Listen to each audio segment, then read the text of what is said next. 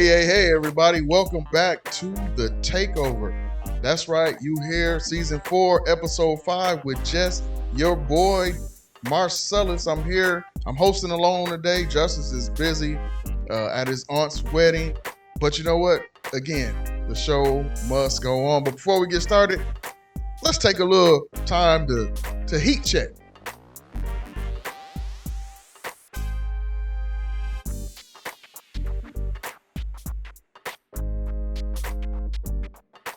I want to give a shout out to my boy, Soul Specialist. He hooked me up, customized my shoes. He brought my vision to life.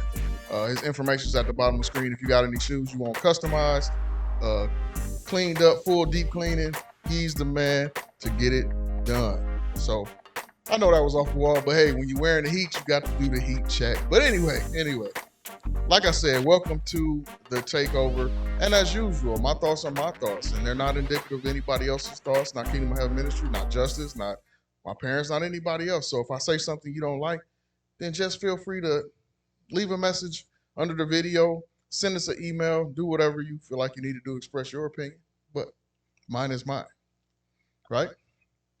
I'm going to have a very interesting conversation, I think, with you today. It's one we've heard before, but that's really what this season has been about so far. It's about looking at things in a different way.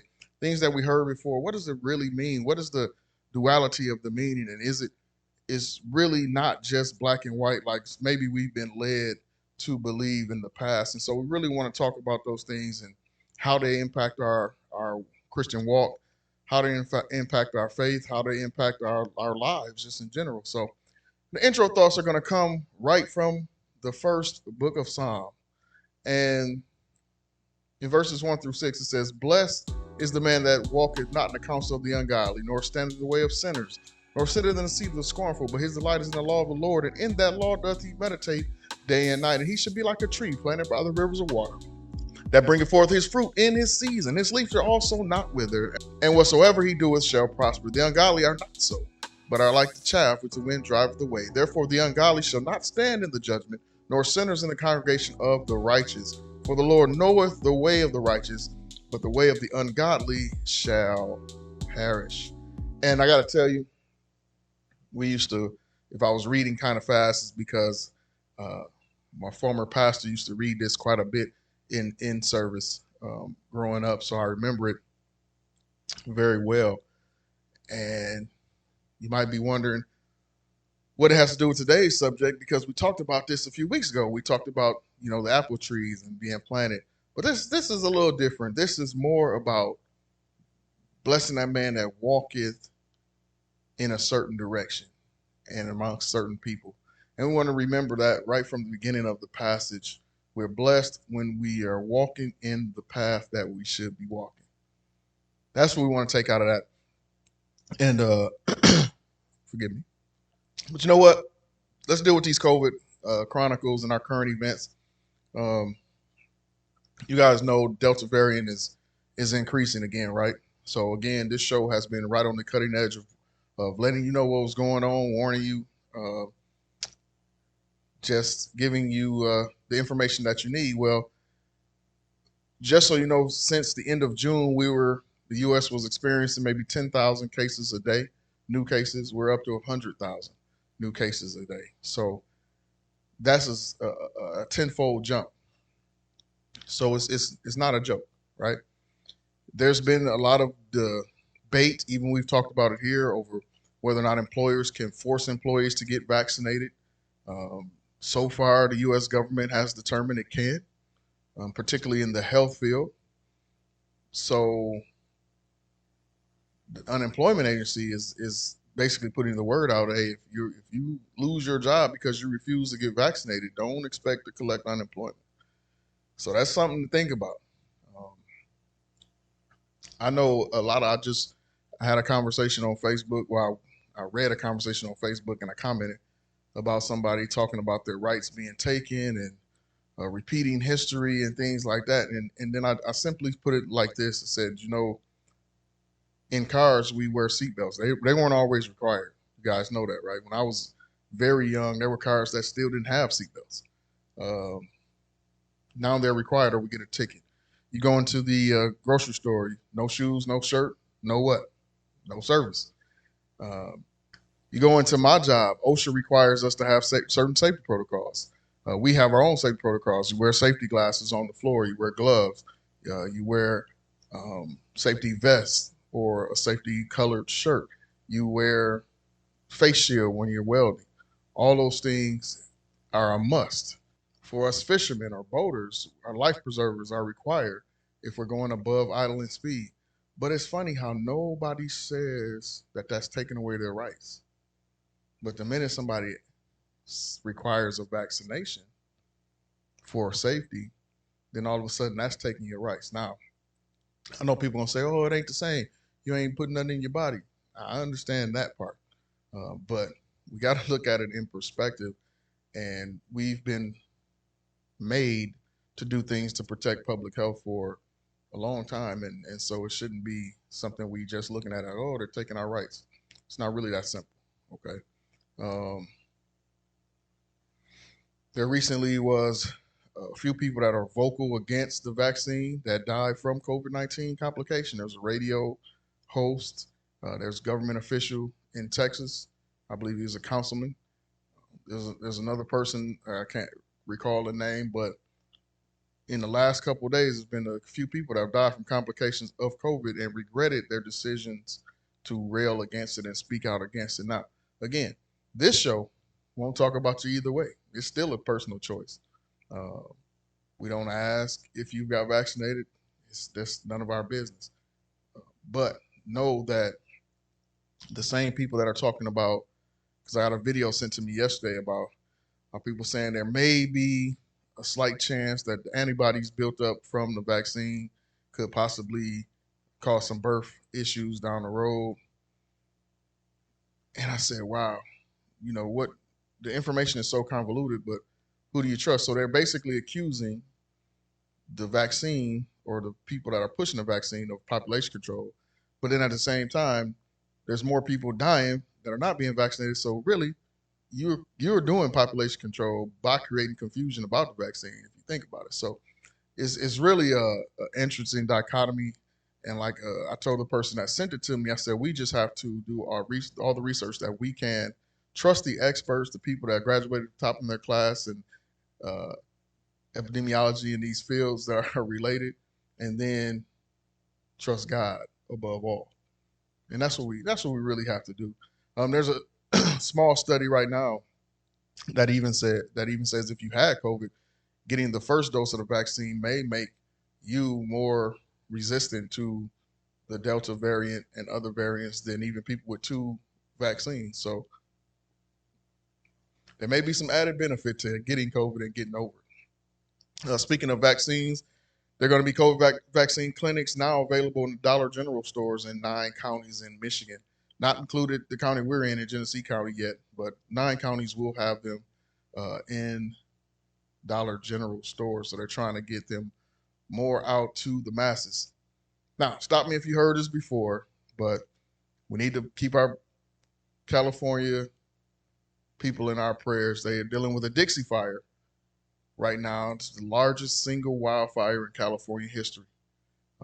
8 people are reported missing. Hundreds of thousands of acres of land are scorched.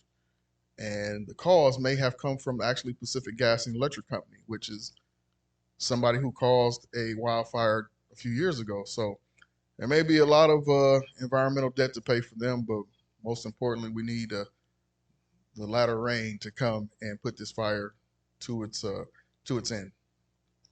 I got some good news for those who went to college and are paying loans. The Biden administration has extended the student loan payment pause until January 31st, 2022. I, for one, say thank you, sir. But I'll thank you even more once you just eliminate those debts. Just saying, might as well. Sad news reporting out of Michigan, and I say sad because it's here we are, and it's happening again. 2021, there was a black real estate agent and his clients, a father and son, that were handcuffed outside of the Michigan home they were viewing in Wyoming, Michigan. At least 7 police, all white, surrounded the house, drew weapons without announcing themselves who they were. Uh, the client actually recognized that there were police out there. He's a former military. He yelled out the window, "Hey, we're buying the house. We're viewing the house." The police then started shouting instructions, "Come out backwards, walk towards us," put them all in handcuffs. It wasn't until they got the wallet out of the real estate agent's pocket and saw his business card that then they released him and let him go. And now that young man, that young son that was there is now traumatized, seeking uh, mental help, mental health help because of the traumatic experience. And again, man, it's just something that didn't have to happen. I'm not saying if they thought if a break-in was reported, which is the story that we're being told, by all means, investigate the break-in, but announce yourself. Do you announce yourself? They tell you who they are. You exchange information, and we figure it out. And there's no harm, no foul. There's no need to put people in handcuffs. There's none of that happens. But because you can't communicate, instead just come in, guns out, ready to fire. Now this young man's life and all of their lives are never the same again. And come on, America, we got to do better. Right here in our own state too, we got to do better. We have to do better. It appears that my favorite TV show, Jeopardy, has found Alex Trebek's replacement permanently. We've been going through a lot of guest hosts, and it appears that they've settled on their own executive producer, Mike Richard. There was a outcry from the public for LeVar Burton from the Reading Rainbow fame and Star Trek and other things of that nature.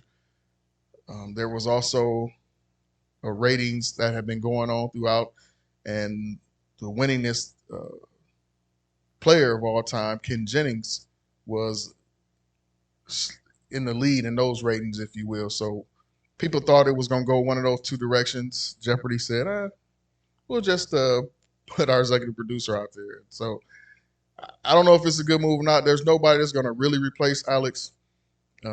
Alex just had, I don't know what it was about it, but he just had it. He was Jeopardy. So I'm glad to see the show go on, but if you're tuning in looking for the next Alex, you're going to be disappointed. So whoever get it, if it's Mike Richards, congratulations, and I'll still be watching. As you know, the Olympics are going on. We talked about Simone Biles a little bit a few weeks ago, but I just want to give a shout out. Congratulations to Team USA basketball. Men's basketball won the gold for the fourth Olympics in a row, taking out France in the gold medal game. And also congratulations to track and field athlete Allison Felix for winning her 11th Olympic medal, which is the most all-time, male or female, in track and field in Olympic history. Congratulations to Allison Felix, who did so after having a baby, having complications during her pregnancy, having a big fight with Nike because they didn't want to pay her full amount in her maternity, breaking ties with them, starting her own shoe company, and she was able to win those two medals she won in this Olympics in her own shoe brand. So, man, congratulations to her for killing the game. Congratulations to men's basketball and all the Olympians who are still competing. But before we get into our main topic, the last 3 weeks we've been listening to some low-key, under-the-radar anointed songs. And I got to tell you, this is no different this week. Growing up in a household like I did, very strict Christian household, we could only watch certain TV programs. Now, you couldn't just, I remember distinctly, trying to time when Dad was going to get home, we turned the channel real quick from what we was watching because we knew we weren't supposed to be watching it. So, we had a little different spin on some of the more familiar shows that you might have been able to watch. Ours were, a little more sanctified, I guess. You'll see what I mean. Stay tuned. Well, moving on up to the east side, moving on up to that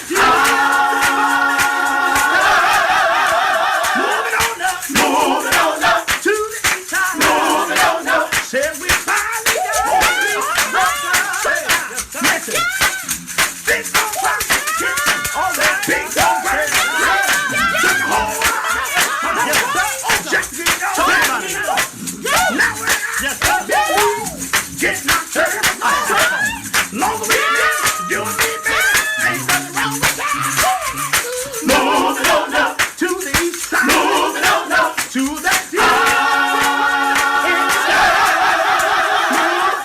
moving on up to the east side. Moving on up. Said we finally got a piece of love. Moving on up to the east side. Moving on up to that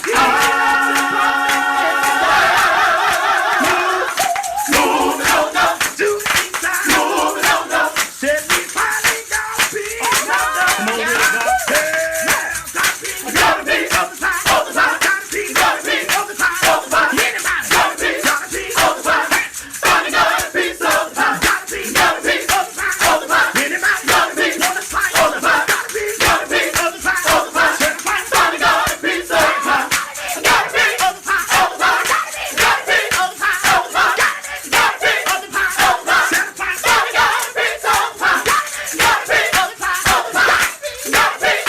the pie. Gotta be of the pie, of the pie. Gotta be of the pie, of the pie. Gotta be of the pie, of the pie. Finally got a piece of the pie. Gotta be of the pie, gotta be of the pie, of the pie. Gotta be of the pie, of the pie, gotta be of the pie, of the pie. Gotta be great of the pie, gotta be strawberry of the pie, gotta be apple of the pie, gotta be of the pie, gotta be of the pie, of the pie, gotta be of the pie, of the pie. I can smell gotta be of the pie, of the pie, gotta be of the pie, of the pie. Gotta be my plate of the pie, gotta be of the ice of the pie, gotta be of the pie, of the pie. We're moving on up to the east side, moving on up to that moving on up to the east side, moving on up. Finally got a piece of the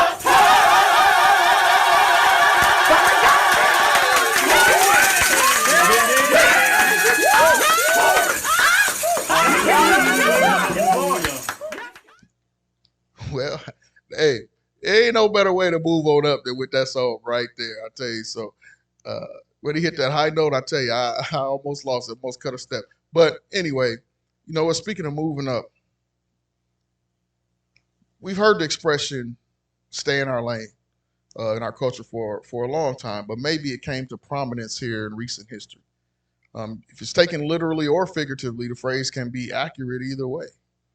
Most people take it to mean a warning of some sort to stick to talking about things that you have an expertise in, like you might hear uh, basketball players say a football player can't commentate on basketball because they didn't play basketball, which I think is ridiculous, by the way.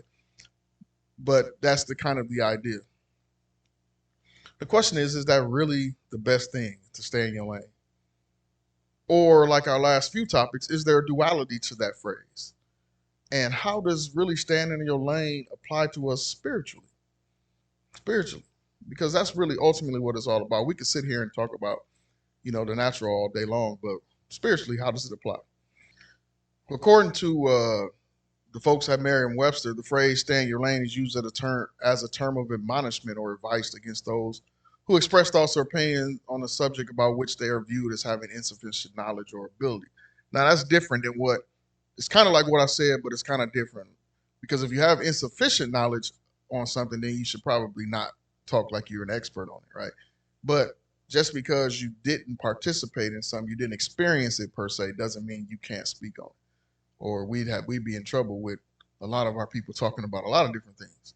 Um, if you look back in 2018, the National Rifle Association said it to doctors who were uh, speaking out against gun violence, telling them to stay in their lane since they weren't experts on gun control. But the doctors, they fought back and said, "Hey, we're expert on the gun victims that come into here, the victims of gun violence, I should say." So that was kind of big in 2018, just a few years ago. There may be highway signs at a construction zone that instructs motorists to stay in their lanes because weaving obviously through, if you're weaving in and out through these narrow spaces during construction, it could cause a different hazard. Different athletes in track, swimming, things of that nature, or NASCAR, they're urged to stay in their lanes to avoid a disqualification. Much of the phrase's early figurative use comes from football, where stay in your lane is viewed as an advice to worry about your own assignment not try to take on the job of defending a different opponent, which can lead to blown coverage and chaos. Special teams in football, you kick the ball off and you got this kickoff coverage team that are coached to stay in their lane so that if the runner with the ball makes a sudden move, the flow isn't to one side, and so he can't just run around the other side. So if everybody stays in their lane, and feasibly you can box them in and make the tackle. So that's kind of where just some history of where it came from. But it's just, it's not black and white. Even if you look at that history, see, it just doesn't mean to stay in your lane on the road. It just doesn't mean to stay in your lane on the track or in the pool swimming. It doesn't just mean to stay in your area of expertise. In fact, it's used in a wide variety of metaphorical ways in many walks of life. I was personally watching the Olympics, the 400-meter women hurdle, just the other day, and the U.S. had 3 runners in the field, and they finished first, third, and they also had a disqualification. And so the disqualification is usually pretty obvious in races like that, but this one wasn't. And a young lady by the name of Anna Cockrell, she was disqualified for going outside of her lane. And so that started the process of me thinking about how that applies to us on so many levels as people. It made me focus on what we have to do to stay in our lane and what the consequences of not doing so might be. Then it struck me that the focus I had on these things is the key to us being able to run our race properly. See, Anna had lost her focus just a bit trying to catch up to the leaders that she was running behind, and that resulted in her lane violation. So what is focus then? Because that's clearly the main key. If we look at Words in Different Light by Pastor Lonnie Brown, it says kingdom focus is fixing our concentration upon the specifics. Fixing our concentration upon the specifics. Kingdom focus is fearlessly facing every challenge by fixing on the requirements for success in the expansion and advancement of kingdom of God and for experience and enjoyment of kingdom lifestyle. Fearlessly facing every challenge. Now, most of us look at a hurdle race and there will be some fear of tripping over that hurdle, because that's not what we're used to doing. But hurdlers, they fearlessly face those challenges because they fix on the requirements. We talked about this a few weeks ago. They're thinking about their steps. They're thinking about the prize at the end. Those barriers are just there as challenges to them. So they're fearlessly facing those because they know the requirements. They know that getting over them is part of the requirements of getting to what they want to do. And that's how it is with the kingdom focus in our lives. Our lives have to be lived with a fearless outlook on what is coming to challenge us, because we will be challenged. And that's the thing about it, is we have to realize the challenges are coming. Are we going to face them with fear, or are we going to face them with faith? And that, my friends, is the key. But there's 3 laws that are associated with kingdom focusing: the center, the vision or goal, concentration, perception or motivation, and convergence that come together. So focusing it, if you think about it, like if the target is over there, I need to narrow my focus into all I see is the target. Those who shoot or those who are archers, they understand about narrowing that target, narrowing the focus on that target, that bullseye in the middle of that target. It takes concentration. It takes a certain tunnel vision to do, and that's what it takes to be successful in staying in our lane. We got to keep our eyes on the prize. Focus tells us to fix our concentration on the requirements for success. Ms. Cockrell, running in the biggest race of her life so far, she's a college student. She likely shifted her concentration temporarily in an effort to catch up, and that caused her to have her disqualification. One thing that struck me is in life, we have to maintain the proper focus so we don't get disqualified from the race of life. And I'm like, wow. What are some things that we can do to get disqualified from the race of life? Too often we get focused on revenge after feel like we've been wronged. Or sometimes we want things other people have. Or even not maintaining our health and other things are ways that we can lose focus on what we're supposed to be doing and get disqualified from the game of life, because all of those things can take our focus away and end up having death being the disqualification that we earn. And we don't want that. So that's why we got to stay focused. We got to keep our eyes on the prize, because that revenge thing is killing a lot of young people these days. Oh, he stepped on my shoes. Oh, he looked at me funny. Oh, he was talking to my girl. I got to go get revenge. And then you got lives impacted and lives lost. Wanting things other people have. Now you got people stealing. Get caught stealing, losing your life in jail, or losing your life at the hands of maybe a store owner or maybe the police. There was a video just yesterday where somebody caught one of their neighbors trying to set their home on fire. Like, who does this? Who does this? That's clearly a lack of focus. That's clearly a lack of not being in the proper lane. Let's look at what the word says, though. Because when I was preparing for this, I was curious as to what the word said about this topic. If we look at Isaiah chapter 50, verse 7 through 9 in the New Living Translation, it says, "Because the sovereign Lord helps me, I will not be disgraced. Therefore, I have set my face like a stone, determined to do his will, and I know that I will not be put to shame. He who gives me justice is near. Who will dare to bring charges against me now? Where are my accusers? Let them appear. See, the sovereign Lord is on my side. Who would declare me guilty? All my enemies will be destroyed like old clothes that have been eaten by moths." See, this is how our races are won against the enemy. Our focused determination. That's what wins the race. The difference between our race and that of an Olympic hurdler is that our enemy is not a man, but the devil. See, our race is spiritual, but if we forget that, we lean to our own ambition. And see, that's where we get off in the spirit realm.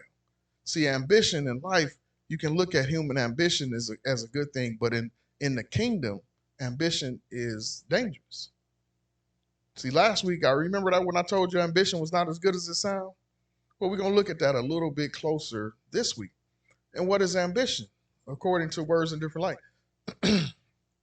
Human ambition is a personal aspiration motivating belief, interests, and thoughts insisting on opportunities and nurturing promotion. On the surface, there's nothing wrong with that. On the surface, that doesn't sound bad at all.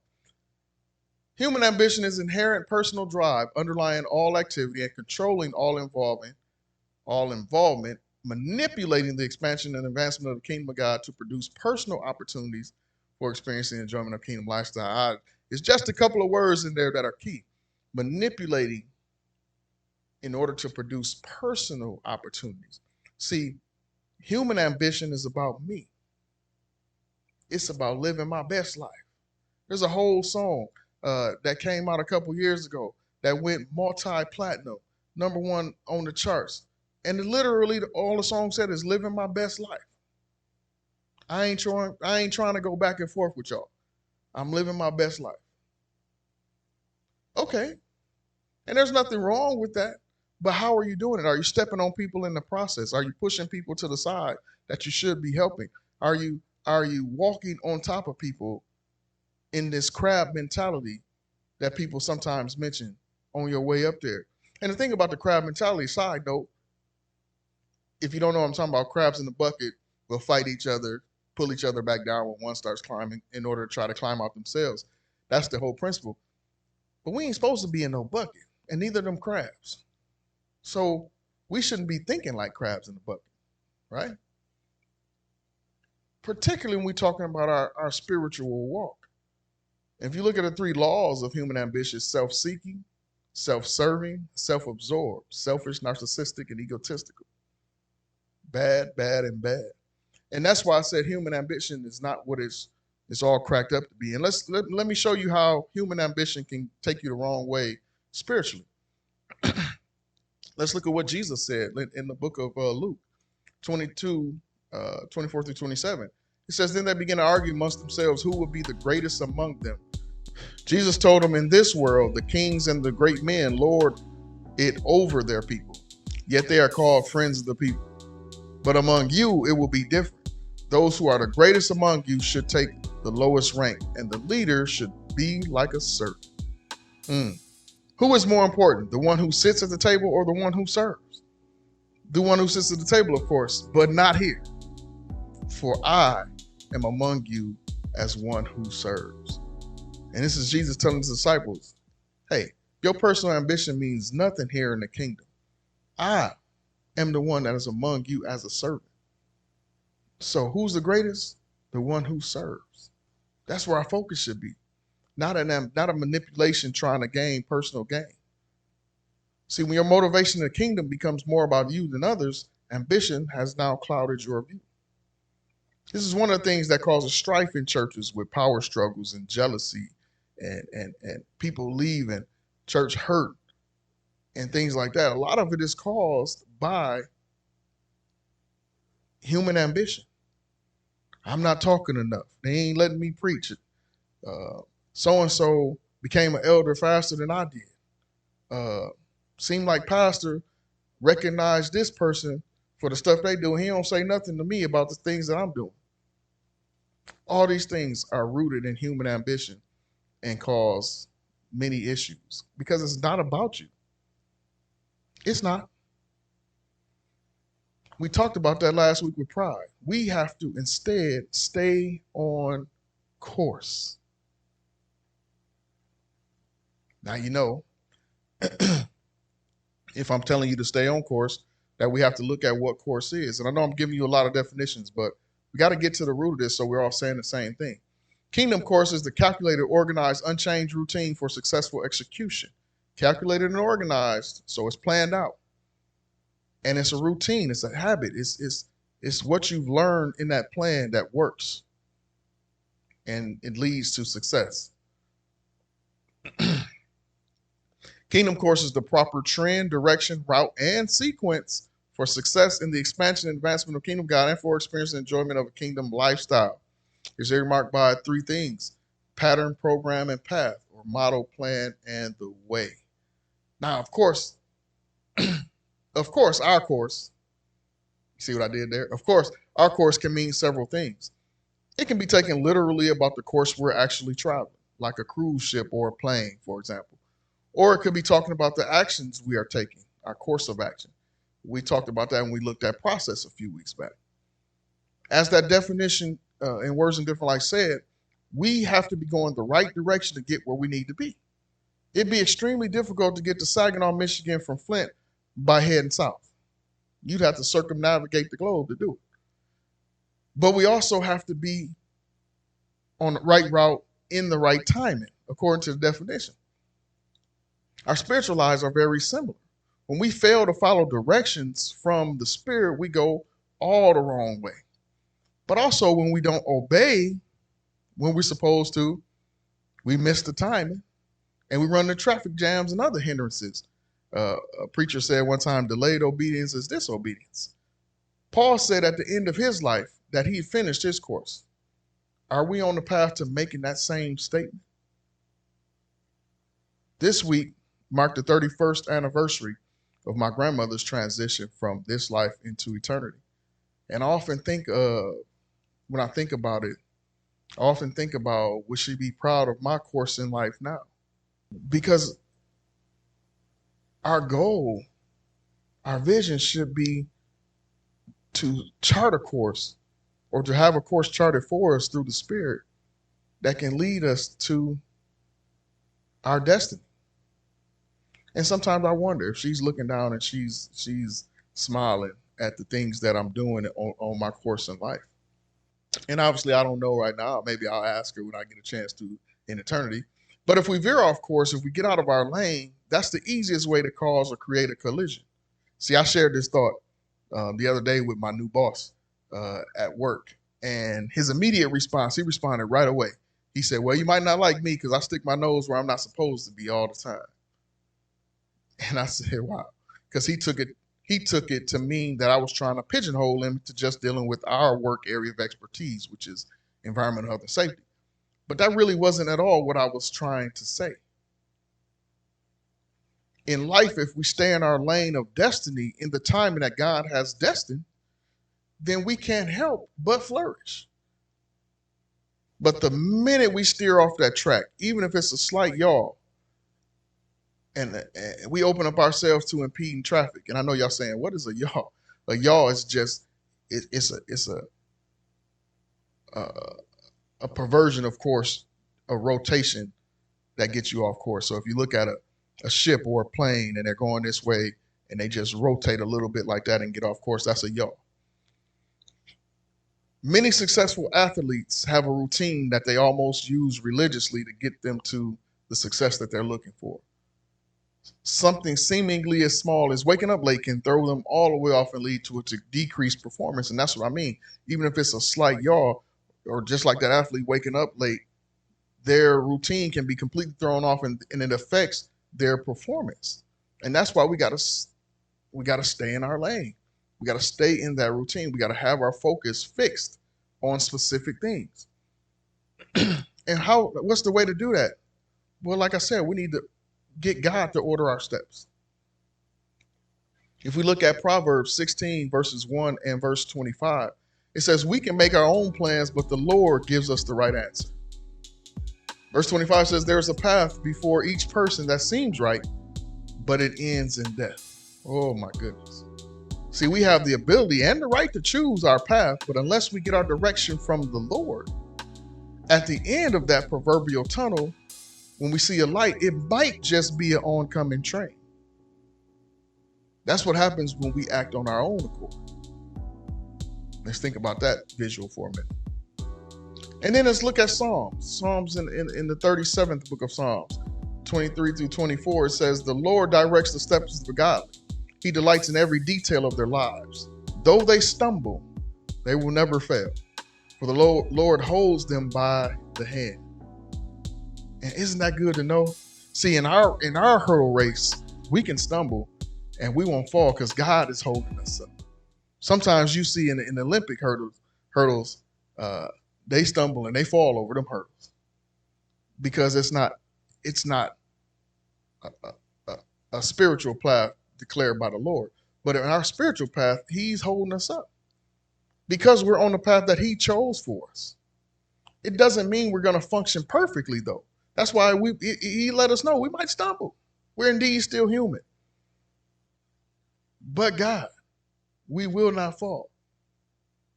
It's good to know, the song said by the Winans, that He'll be there if ever I fall. But it's better to know that I don't have to fall at all. Oh my goodness, isn't that good to know? But let me get back to the lane, staying in your lane, specifically, because I know some people. I heard you. I heard you through the screen when I said stay in your lane. You think I'm trying to keep you from doing something else other than what you're doing, and that's not really what I meant. We do have the ability and need to change lanes, even on our prescribed course. If we didn't, think about this. If I was saying we couldn't change lanes, then I would presume that everybody must have started on the right lane, going the right way, and that's a presumption that we know we can't make. I look at my own life, my path in education. I started out, I always knew I wanted to go to the U of M. It was my dream. And I went out of high school. I went to U of M Ann Arbor. And, a series of things happened there, but I was in the wrong lane. I was in engineering because of my math and science prowess, but I didn't like it. Certainly didn't love it. And maybe I would have learned to like it if certain circumstances were different, because there were certain aspects that I did enjoy, but I kept running into these hurdles, these barriers. My study group got shut down by the university because they said we was cheating. Just all kind of things was happening, and I tried so hard to stay on that path because it was what people expected of me, not the Lord, but what people expected of me. And so I was trying hard to stay there. So for 3.5 years, I struggled through that path. My grades reflected a struggle. My will was reflecting the struggle. And after that, I came home and got refreshed. And I went to U of M Flint on a different path that I had actually prayed about and got some direction about. And all of a sudden, there was still some barriers there, but I was jumping them barriers with like Jesse Owens. And all the way to the point where at the end of that thing, when the prize was awarded, it came with an additional award that only a few people in the school got, the highest award that I could get. So I said that to say this: we have to change lanes sometimes on our own path because we ain't gonna always start the right way. We might have to change because of barriers we put in front of ourselves. We might have to change because of slow moving vehicles, which are people we spend time with that maybe we shouldn't, if I'm using a metaphor. And those people are in front of us and we gotta veer and go around them. We might have to change because we started going the wrong way and we gotta really change lanes. We gotta do a 180 and go back the other way. We might have to change lanes for someone that's moving faster than us approaching from behind. Oh boy, that's see, sometimes we got people right now that we want to block people that's trying to pass us because we're not moving that fast. I was traveling with my father, and you know how when the lanes bottleneck into one lane, there's always gonna be some people that try to run up and get over before the bottleneck. And you see those traffic cops, those people that are traffic cops in their own mind, and they move their vehicles over to try to block those people. I told my father, I don't use my truck for that. No, no, that's not what my truck was designed for. It wasn't. It's not a block. My truck is designed for me to drive down the road and do so safely. So I'm not trying to prevent those people from, if they have a better prowess in getting through traffic than I do. Why would I try to hinder them? That doesn't make any sense. And we shouldn't try to hinder people. Like I mentioned earlier, the people that are advancing faster than us, get out of the way. Get out of the way and let them advance because they're on a different path. They've got a different journey with different timing. It's not about you. Whatever the reason, we have to change lanes. The end goal is to complete the visions and earn the victories as we race. We run to win. There's going to be victories along the way. There's going to be goals that we meet along the way. And ultimately, we run to win. But how do we know we're winning? It's not just because things seem to be going good, because it's in the devil's best interest that some of his worst people prosper, right? It makes them look good. So that doesn't mean you're winning at all. That doesn't mean we're winning, at least not spiritually. So how do we recognize victory? Well, let's look at what victory is in our last principle for this show. Kingdom victory is valiant, indestructible courage, triumphing over all resistance against your efforts. That says it all. Indestructible courage, triumphing over all resistance. That's what victory is all about.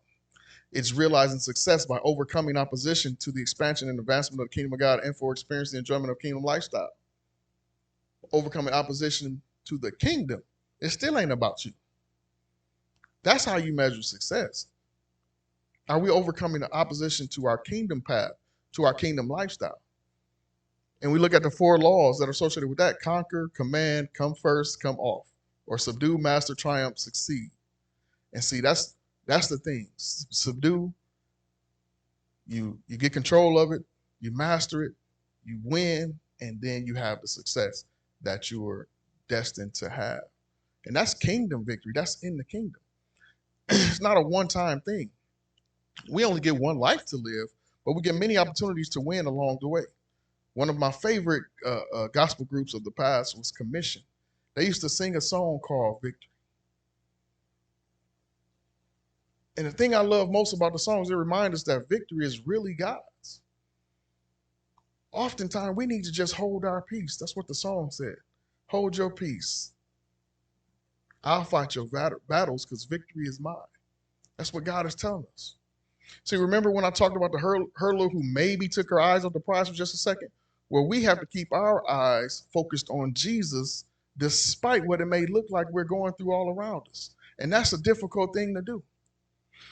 We think about the account of Stephen when he was being stoned, yet he kept his eyes, the Bible said, on the Lord, and he sought forgiveness for his oppressors. The Bible says he saw Jesus at the right hand of the Father, and even as they stoned him, he knew God had already provided his victory. Now that is a stone focus. Forgive the pun there. But that's the focus that we have to have. We got to watch for the swerve. See, there can be collisions that happen even when you stay in your lane of life, just like on a real road. Out there on a real road, a few things upset us more when driving than somebody swerving in front of us. Oh, I know I get heated. My favorite saying is, "What are you doing?" But more often than not, if we focus, we see it and we adjust by slowing down. However, there's times where collision occurs no matter what we do. There are times when sometimes we start questioning or blaming God, forgetting there's a real devil out there looking to devour you with a major collision. Sometimes literally and sometimes figuratively. Even without the collision, though, if it gets us focused on that swerving in front of us, we might get angry enough to get totally out of our character. Anger, jealousy, rage, lust, envy, laziness, and pride are all stumbling blocks ready to trip us up and send us sprawling. We got to make sure we stay in our lane, avoid that swerve. Kind of like the choir said in this B selection.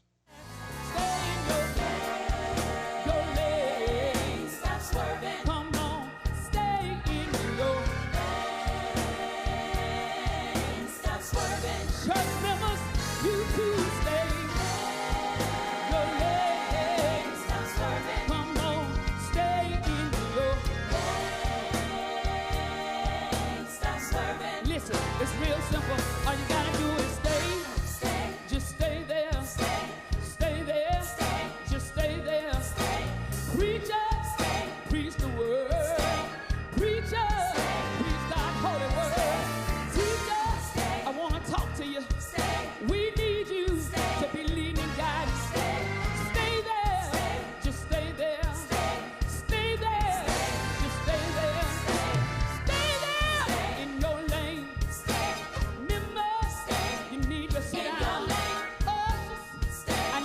Smiling on same. Stay there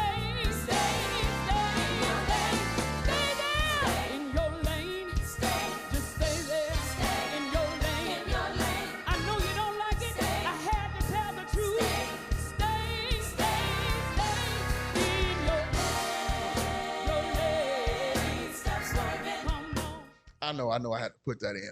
But anyway, we can also be in our lane and looking at somebody else's, and then we be the one that's swerving over into their lane because we busy looking at them. Focus is the major key, like we said earlier. People may be moving slower at the same pace or faster than us in our eyes as they travel through their own lanes. But we don't see it all because we're not God. We may want to get into their lane because they're moving swiftly, it seems, and we might not see the cliff up ahead just around their corner. We might hear the voice of God telling us to slow down and help someone having trouble in their lane. Not only will we be helping them, but often God may be cleaning the road construction that's going on in front of us in our own lane. Stay focused on the voice of God, GPS. He will not steer you wrong. And if necessary, he'll reroute you. If we do that, he can take us on the joyride of our lives. And that's really what I wanted to get across today. If we stay in our lane, the one that God chooses, it can be the joyride of our lives. But y'all keep us lifted up in prayer. Like I say every week, we're doing these things, and it's not easy always, some of these topics. And like I said, the way the Spirit is showing me things a different way, I know it's going to come across maybe more difficult at some point. But that's the way it's being shown to me, I believe, by the Holy Spirit. Take the time, if you haven't done so, to like this video. Close the chat real quick. Hit that thumbs up. Smash it. And then share the video with somebody that you think might be able to use it, or share it on your social media. And then subscribe. Hit that red button that says subscribe, and subscribe to the channel if you haven't already. Somebody took it upon themselves to subscribe last week, and we appreciate that. As our 64th subscriber, y'all know our goal is 100 subscribers by the end of the year. And so you can do that by sharing this video and letting other people know to subscribe to our channel. And if you have something that you wanted to comment on, or you had a question about, or even topic suggestion, you can reach us at khmsocialmedia@gmail.com, or just leave a comment under the video. Now, as I'm getting ready to close, famous last words, right? No, but seriously, our final words are also going to come from the Word of God in Psalm, but this time from the Message Bible in the 119th Psalm, verses 1 through 8. You're gonna love this. Take this with you. It says, "You're blessed when you stay on course, walking steadily on the road revealed by God. You're blessed when you follow His directions, doing your best to find Him. That's right. You don't go off on your own. You walk straight along the road He set. You, God, prescribe the right way to live. Now you expect us to live it. Oh, that my steps may be steady, keeping to the course that you set. Then I never have any regrets in comparing my life with your counsel. I thank you for speaking straight from your heart. I learned the pattern of your righteous ways. I'm going to do what you tell me to do. Don't ever walk off and leave me." Now, folks, if that didn't consolidate everything that I've been saying, God prescribes the right way for us to go. We need to keep to the course He set. In doing so, we won't have any regrets. We won't feel the need to compare ourselves to each other. And we'll learn the pattern that we need of His righteous ways so that we can follow Him with that focus and that routine. Now, come on, stay in your lane. And God bless you till we meet again. Y'all stay safe. Remember, Delta is real, so mask up. Be blessed. We love you. Take care.